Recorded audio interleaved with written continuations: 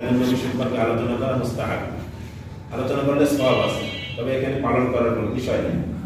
তবে সিরাতুন নবী আল্লাহ রাসূল সাল্লাল্লাহু আলাইহি ওয়াসাল্লামের 23 বছরের জিন্দেগি, 63 বছরের জিন্দেগি, পুরাটা জীবনে আমাদের জন্য, প্রত্যেকটা মুমিনের জন্য, যারা আল্লাহকে ভয় করে, আখিরাতে সফলতা চায়, আল্লাহর স্মরণ যাদের দিলের মধ্যে আছে, তাদের জন্য আদর্শ, তাদের জন্য অনুকরণীয় মানুষ। এই জন্য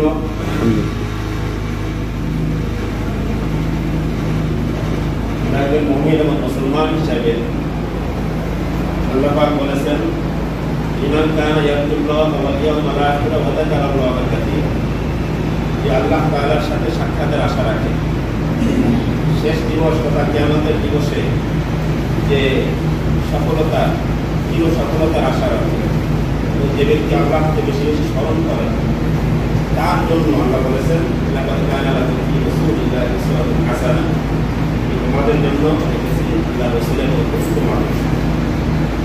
এই জন্য আশা করি আমাদের মধ্যে 3টা গুণ আছে। 1 নম্বর, আমরা আখিরাতে সফলতা চাই, কারণ দুনিয়ার জিন্দেগি অস্থায়ী জিন্দেগি। 2 নম্বর, আমরা আল্লাহ তাআলার সাক্ষাৎ চাই, মোলাকাত চাই, কারণ আল্লাহ তাআলার মোলাকাত একজন বান্দার জন্য, একজন জান্নাতীর জন্য সবচেয়ে বড় নিয়ামত।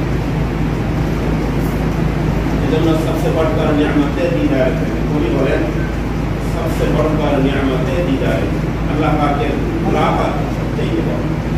এই মোলাকাতে যারা আশা রাখে, ওয়াযাকারাল্লাহ কাসীরা, যারা আল্লাহ তাআলার স্মরণ বেশি করেন, এদের জন্য আল্লাহ নবীর জীবনের আদর্শ এগুলো সর্বোত্তম আদর্শ। এজন্য আল্লামা শেখ সাদী রাহমাতুল্লাহ আলাইহি প্রস্তাবিত করে বলেছেন, খেলাফে পয়গম্বর হাসান কাসীরা কাসীরা হারাতে নামে যে রাখা আছে, আল্লাহ রাসূল সাল্লাল্লাহু আলাইহি ওয়াসাল্লামের আদর্শকে বাদ দিয়ে যারা অন্য আদর্শ অনুসরণ করবে, অন্য আদর্শকে আদর্শ হিসেবে গ্রহণ করবে, তারা পশ্চিম কালেও মন্দিরে বসতে পারবে না, তথা জান্নাতে আখিরাতে সফলতা হতে পারবে না। এই জন্য আমাদের জন্ম থেকে মৃত্যু পর্যন্ত, আমাদের ব্যক্তিগত জীবনে, পারিবারিক জীবনে, রাষ্ট্রীয় জীবনে, সামাজিক জিন্দেগিতে, সর্বক্ষেত্রে যখন আল্লাহ রাসূল সাল্লাল্লাহু আলাইহি ওয়াসাল্লামের আদর্শ আমরা লালন পালন করবো, আদর্শ যখন আমাদের মধ্যে বাস্তবায়ন করতে পারবো,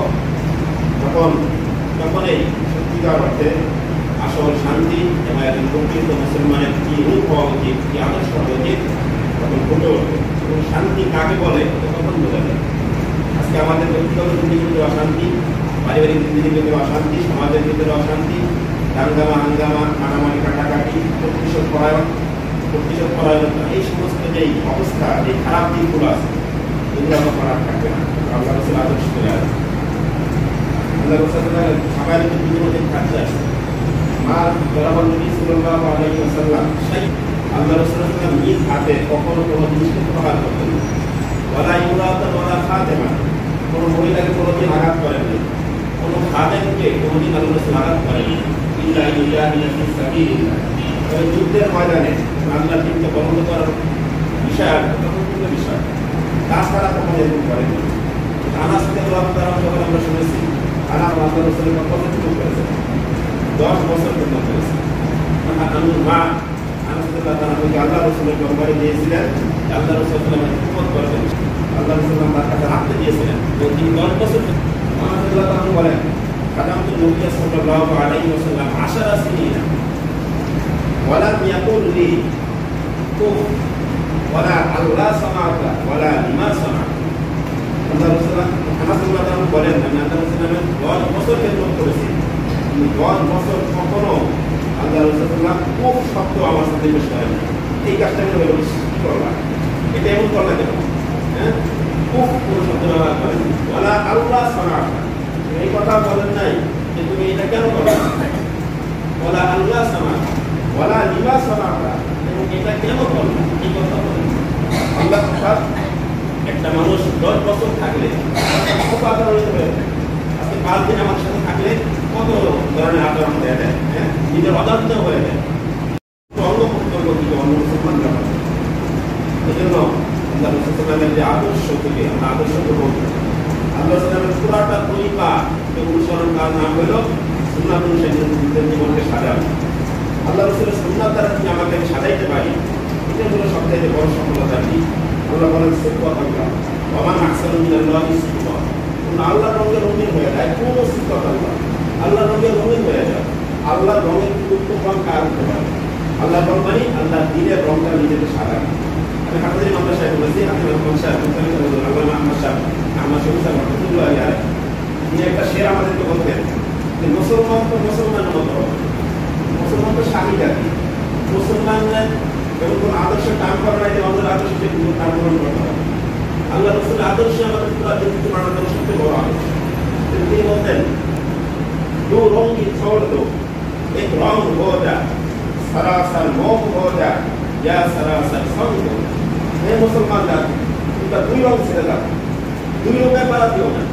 মুসলমানের দাবি করো আবার একজন বিধর্মীর আদর্শ পালন করো, মুসলমান দাবি করো তোমার চুলের কাটিং পায় একজন খেলোয়াড়ের আদর্শ, মুসলমান দাবি করো তোমার পোশাক পায় একজন বিধর্মীর পোশাক, মুসলমান দাবি করো তোমার দাড়ি হয় বিধর্মীদের মতো দাড়ি, মুসলমান দাবি করো